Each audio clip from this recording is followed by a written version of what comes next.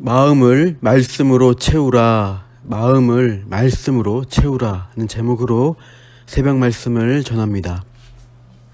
잠언 10장 1절에 보면 솔로몬의 잠언이라고 시작합니다.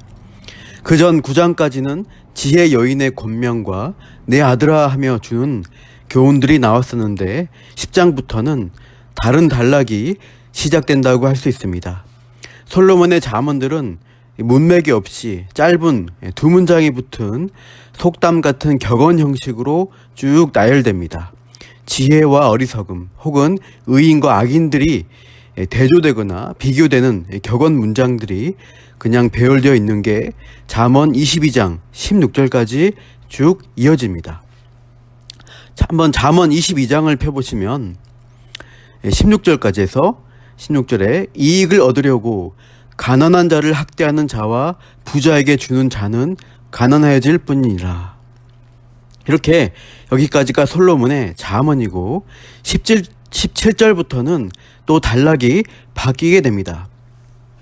22장 17절에 너는 귀를 기울여 지혜 있는 자의 말씀을 들으며 내 지식에 마음을 둘지어다.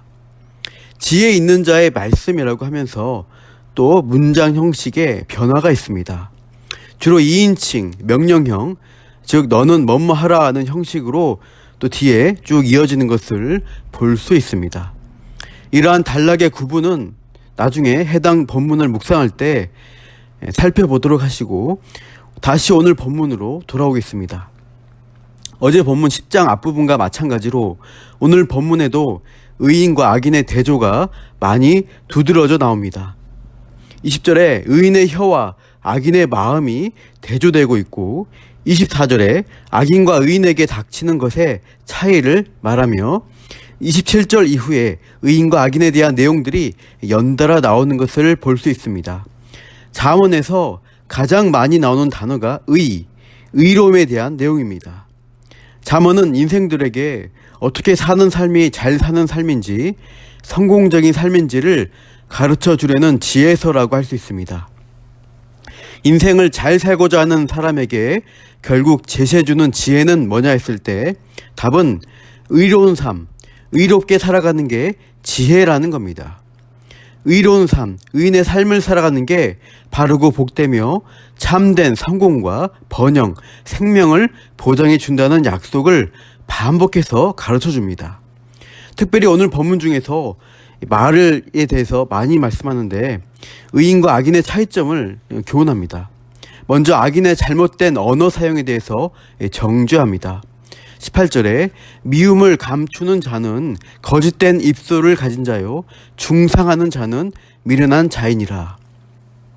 악인은 그 마음에 미움과 증오로 가득 차 있는데도 겉으로는 드러내지 않고 감춥니다.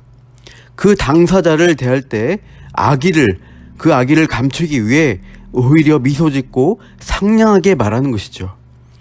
그래서 거짓된 입술을 가졌다고 지적하는 겁니다. 앞에서는 그렇게 잘해주는 척하고 나서 뒤에 가서는 뒷담화를 하겠죠. 중상하는 겁니다. 중상모략을 일삼고 비방과 험담을 하게 됩니다. 앞담화에서는 거짓된 입술로 감언이설을 하면서 뒷담화에서 그 본심을 담아 중상하는 사람에 대해서 말씀은 미련한 자라고 평가합니다. 왜냐? 그렇게 악인이 미움인지 질투인지 악한 감정으로 근거 없는 소문을 퍼뜨리게 될 때 그 당사자에 대해서 피해를 입히기도 하지만 그 악한 말의 파급력이 결국 자기 자신에게 돌아오게 되기 때문입니다. 제 버릇 남 못 준다는 속담처럼 이 사람은 거짓 소문을 퍼뜨리고 중상하는 말을 계속 하게 될 수밖에 없습니다. 결국 소문의 근원지가 어디인지 밝혀지게 될 것이고 뭇 사람들에게 믿을 수 없고 겉과 속이 다른 사람으로 낙인 찍힐 수밖에 없게 됩니다. 자기 무덤을 파는 결과에 다다를 것이기에 잠언은 그렇게 악한 말을 지어내는 사람을 미련하다고 책망하는 것이죠.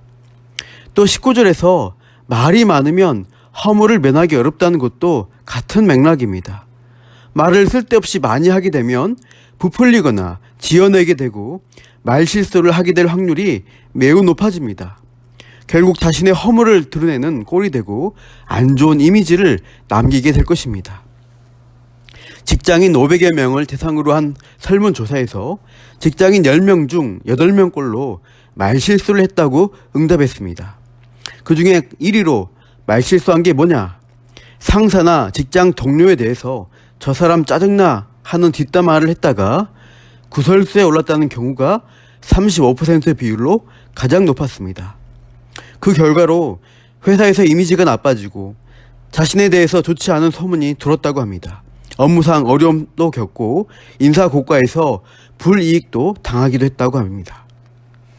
쓸데없이 말이 많고 거짓된 입술로 중상하는 말 습관이 있다고 하면 그 본인에게 허물이 되고 힘든 상황이 찾아오는 것이죠. 미련한 것입니다. 그러면 어떻게 해야 말에 있어서 지혜로울 수 있을까요? 19절 하반절에 그 입술을 제어하는 자는 지혜가 있느니라. 입술을 제어하는 것이 지혜라고 합니다. 말을 조절하고 통제할 수 있는 능력을 갖추는 지혜로운 사람의 모습이 그렇다는 거죠. 그러면 어떻게 입술을 제어하고 통제할 능력을 가질 수 있을까요? 20절에서 그 단서를 찾아볼 수 있습니다. 20절 다 같이요. 의인의 혀는 순은과 같거니와 악인의 마음은 가치가 적으니라. 의인의 혀와 악인의 마음을 대조시키고 있습니다. 그러니까 본문 말씀은 혀가 마음과 깊이 관련되어 있음을 시사합니다. 사실 그 품고 있던 마음이 혀를 통하여 표출되고 드러나는 게 일반적인 것이죠. 혀로 드러나는 의인의 마음이 얼마나 순은처럼 순전하고 귀한지를 말씀하는 것이고, 반면 악인의 마음은 가치가 적다. 즉 말로 표현되는 것뿐 아니라 표현되지 않은 그 마음에 담긴 것들조차 가치 있는 것들을 찾아보기 어렵다는 말씀입니다. 결국 사람의 마음의 문제에 달렸다는 거죠. 21절도 그 말씀입니다. 의인의 입술은 여러 사람을 교육하나 미련한 자는 지식이 없어 죽느니라. 미련한 자가 지식이 없어 죽는다고 하는데, 여기서 지식은 원어 단어가 레브, 즉 마음을 가리킵니다.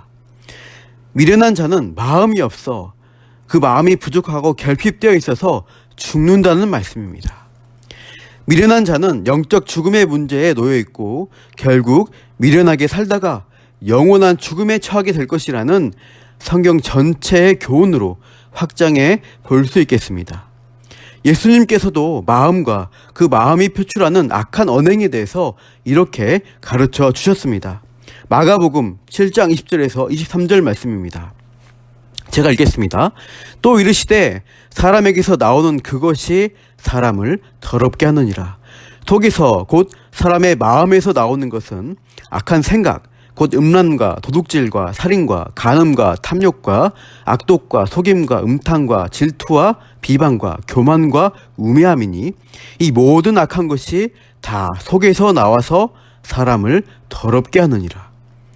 사람의 속, 그 마음에서 나오는 악한 생각, 즉 온갖 죄가 나와서 더럽고 악한 말과 행동으로 표출된다는 말씀이죠. 악으로 가득한 자의 마음속에 가치로운 것을 찾기도 힘들 뿐더러 생명 주는 가치나 지혜도 없기에 결국 죽음으로 끝나는 것입니다. 마음속에 죄를 뿜어내면서 거짓과 중상을 퍼뜨리며 스스로가 파멸할 뿐이라는 겁니다. 반면에 의인은 어떤가요? 21절 본문의 상반절에 의인의 입술은 여러 사람을 교육합니다. 사람들에게 유익을 끼치는 가르침이 나옵니다. 20절에서는 순은과 같다고 했습니다. 30절 의인의 입은 지혜를 내고 32절 의인의 입술은 기쁘게 할 것을 안다고 했습니다. 왜냐? 의인의 마음에 있는 가치 있고 좋은 것들이 의인의 말을 통해 전해지기 때문입니다. 그게 뭘까요? 우리 22절 말씀 다 같이 읽겠습니다. 여호와께서 주시는 복은 사람을 부하게 하고 근심을 겸하여 주지 아니하시느니라. 여호와께서 주시는 복이 있기에 의인을 부하게 하는 것입니다. 영적 부요함, 하늘의 소망이 있어서 의인에게는 그 마음에 여유가 있고 풍요로움이 있습니다. 악인처럼 그 마음을 미움으로 가득 채우는 우를 범하지 않을 수 있습니다. 미움과 증오가 있어도 하나님의 말씀의 인도를 받아 인내하고 또 용서하면서 미움의 감정을 털어내고 몰아낼 수가 있습니다. 그렇게 자기 마음에 악한 것들이 쌓이지 않도록 성화의 일들을 해나가다 보니 억지로 거짓으로 꾸며서 말할 필요가 없습니다. 정직하게 필요한 말을 전달할 수 있기에 그 입술을 제어하는 지혜가 있다고 하는 것이죠. 하나님의 말씀이 의인의 마음과 말을 붙들고 채우시기에 의인은 경고하며 요동치 않는 모습을 또한 보여줍니다. 25절에 회오리 바람이 지나가면 악인은 없어져도 의인은 영원한 기초 같으니라. 영원한 기초같이 견고한 것입니다. 30절 의인은 영영이 이동되지 아니하여도 악인은 땅에 거하지 못하게 되느니라. 의인은 영영이 이동되지 않습니다. 이리저리 요동치고 흔들리지 않는 인생이 되는 거죠. 왜냐? 하나님의 확실한 약속의 말씀에 뿌리박고 있기 때문입니다. 29절 여호와의 도가 정직한 자에게는 산성이요 행악하는 자에게는 멸망이니라. 여호와의 도, 즉 하나님의 말씀이 정직한 자에게는 산성이 되어 주신다는 겁니다. 견고한 산성이 되셔서 의인을 보호해 주시고 지켜 주신다는 겁니다. 27절 여호와를 경외하면 장수하느니라. 28절 의인의 소망은 즐거움을 이룬다는 그러한 복들이 약속이 되고 있습니다. 오늘도 영생의 보장을 받은 의인으로서 우리가 어떻게 살아가야 할까요? 우리 마음을 잘 다루어야 하겠습니다. 죄성대로 반응하고 미움과 거짓으로 채워지지 않도록 마음을 하나님께 말씀 앞에 내어 놓으십시오. 우리 마음을 하나님의 말씀이 채워지게 하십시오. 성경이 약속하는 소망으로 즐거움으로 채우셔서 우리 입술로 생명을 전하며 오늘 만나는 사람에게 유익을 끼치는 이 복된 하루를 살아내시기를 축복합니다. 기도하겠습니다. 하나님 아버지, 사람의 마음에 쌓은 악한 생각, 즉 죄로부터 사람의 온갖 악한 것들이 나온다고 말씀하셨습니다. 그러나 우리는 이 죄의 문제를 해결받았고 우리 마음을 다스릴 수 있는 은혜를 받았음에 감사드립니다. 오늘도 우리 마음에 쌓인 미움과 증오, 탐욕, 거짓, 헛된 욕망, 교만이라는 어둠을 말씀의 빛에 비추어 몰아내기를 원합니다. 하나님 말씀이 약속하시는 생명과 소망, 용서와 은혜로 채워주시고 그 선한 것들을 우리의 말과 행동으로 전하는 복된 이 하루를 살아가게 하옵소서. 그렇게 우리와 함께 하실 것을 믿으며 예수님 이름으로 기도합니다. 아멘.